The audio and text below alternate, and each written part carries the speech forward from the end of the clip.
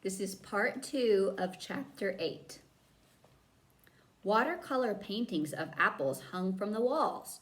Apples were carved into the legs of a wooden chair and table. The cupboards bore paintings of apples, and a quilt printed with apple designs covered a dusty bed. The dusty light hanging from the ceiling wore a shade in the shape of an apple, and the pigeons fluttering in the rafters overhead occasionally dropped a white spot onto an apple-shaped rug. Francis and Howard took this all in before their eyes fell upon a rocking chair with its back bent into the shape of an apple. Scritch, scritch, scritch, scritch, it went each time it rocked back and forth. In the chair sat a large, burly man with a dusty black beard. His eyes were closed, and his chin rested on a red bow tie above his broad chest. A rim of frizzy black hair circled a bald spot on his head like a bird's nest. A dusty book lay open in his large lap.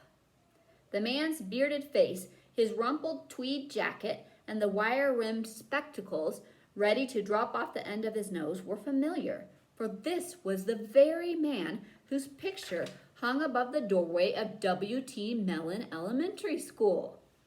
And here he is.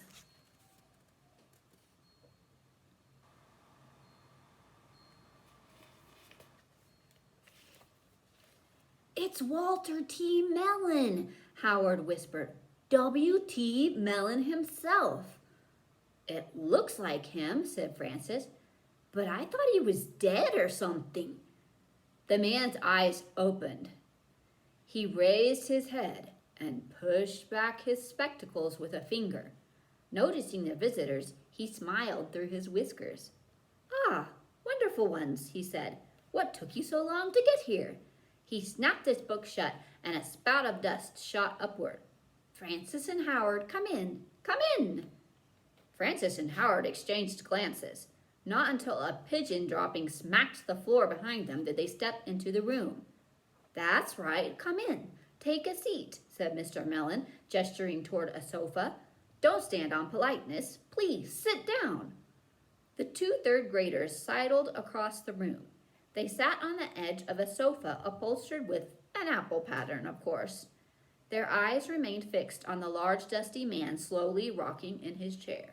Back and forth, scritch, scratch, scritch, scratch. Finally, Howard ventured to say, Can I ask you something?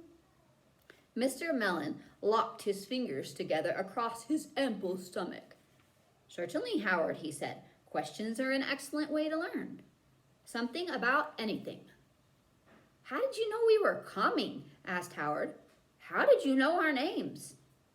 Ah, another excellent way of learning something about anything is by listening, said the man. He cupped a hand behind his ear. And when you live above a classroom as I do, you learn many important things. Now listen. Francis and Howard sat perfectly still. Sure enough, they could hear the tall teacher's raspy snores coming up through the floorboards from the classroom. You see, wonderful ones, said Mr. Mellon, I hear everything that goes on in the room at the end of the hall.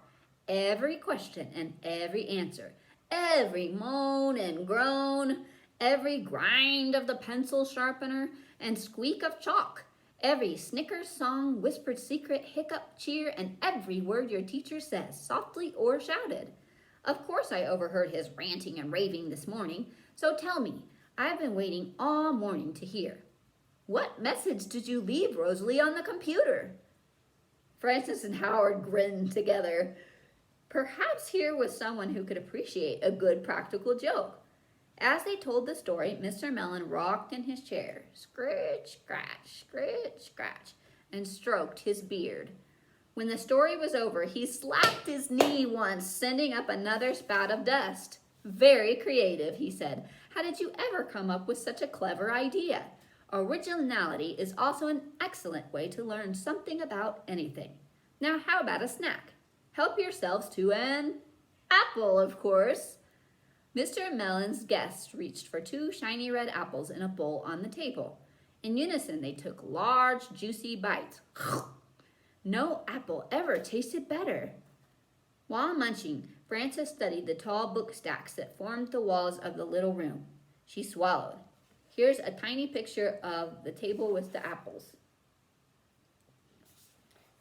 Looks like you do a lot of reading, Mr. Mellon, she said. Isn't reading another excellent way to learn something about anything? Mr. Leeks, our custodian, told us you were once a great teacher, added Howard. Mr. Mellon's smile doubled in length. Once a teacher, always a teacher, he said. Indeed, I was one of the original teachers. Original teachers? Said Frances. You mean there was a time before teachers? Asked Howard. Here Mr. Mellon rocked forward in his chair until his visitors could see twinkles in his black eyes. Oh no, wonderful ones, he said. There were always teachers, but there was a time before teachers lived on this continent, and I was on the first boat that brought them here. Frances froze, with her apple near her lips. But where were the teachers before that? She said. Yeah, where do teachers come from? Howard asked. Mr. Mellon leaned farther forward. Apple Island, he said, lowering his voice, an island far out in the Atlantic Ocean. Even the most clever satellites in space have yet to detect our island. A thick layer of chalk dust shrouds it most of the year. Frances and Howard again bit into their apples at the same time. They looked at the burly man with eyes that said, Go on, go on. Now, I'm sorry to tell you, for centuries, Apple Island was divided between the teachers in the north and the teachers on the south. Mr. Mellon continued, the south, you might be interested to learn, is where only crab apples grow. That's where crabby teachers come from. I lived in the north, filled with marvelous meadows, splendid coffee plantations, and orchards of those delicious apples you are eating. But why did you leave? Asked Howard. Sounds like a wonderful place, said Frances. Here is a picture of Apple Island. Mr. Mellon's smile disappeared. The northern teachers and the southern teachers had a squabble. That's like an argument, he said solemnly. Not unlike some of the squabbles I hear down below in the room at the end of the hall. Neither side would give in. Neither side would say, I'm sorry. Not even our leader, Prince Apple, who lived in the office palace at the foot of Chalk Mountain, could solve this dispute. So the northern teachers built an ark, like Noah's Ark, and left. And you sailed to America, said Frances. And built schools, said Howard. Precisely. Wonderful ones, said Mr. Mellon. And we built classrooms in the fashion of our former houses. And next to each school, we built a miniature version of the grand playground that ran for miles across Apple Island. Frances and Howard champed on their apples as they tried to picture a mile-long playground. A splatter of pigeon droppings woke them from their daydreams. Ugh. But what are you doing up here? Said Frances. Why do you live above our classroom? Asked Howard. It's time to show you something, said Mr. Mellon. Here the man rose to his feet and stepped over to a dusty shelf on the back wall. He picked up a large vial filled with purple smoke. When he pulled off the stopper, Frances and Howard caught the scent of something familiar, the aroma of a classroom on a Monday morning. Part janitor floor wax, part magic marker, part smelly tennis shoe. Voila, said Mr. Mellon, swirling the glass container. The purple smoke spun like a tornado. See what's in there? Here he is. And that's where the purple smoke was coming from.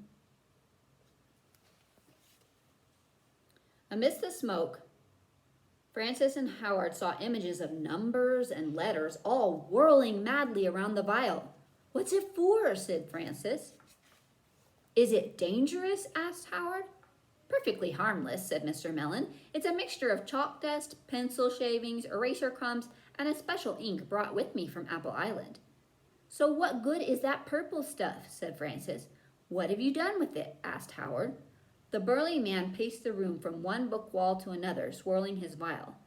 I've sprinkled this elixir in every school in the world, he said. My formula is what makes a classroom an extra marvelous space. After all, if boys and girls are made to spend 180 days a year in them, shouldn't classrooms be the most wondrous of places? I've been in classrooms since kindergarten and never found anything special about them, said Francis.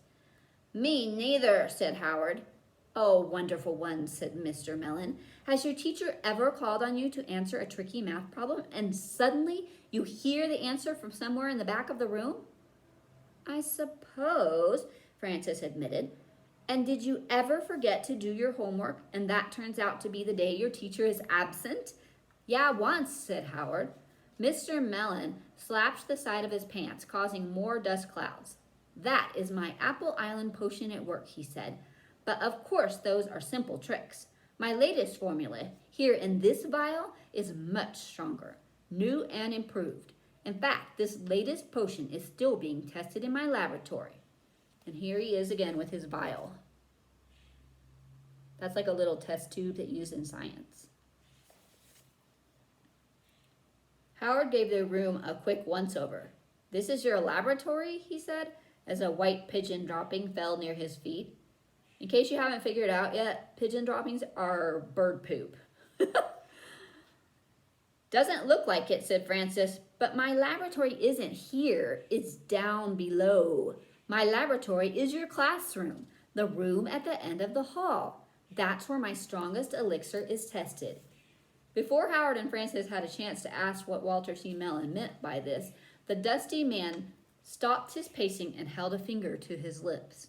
From below came the stomping of shoes and the sound of muffled voices. Recess is over, said Francis. Our class is coming in. We have to get out of here, whispered Howard.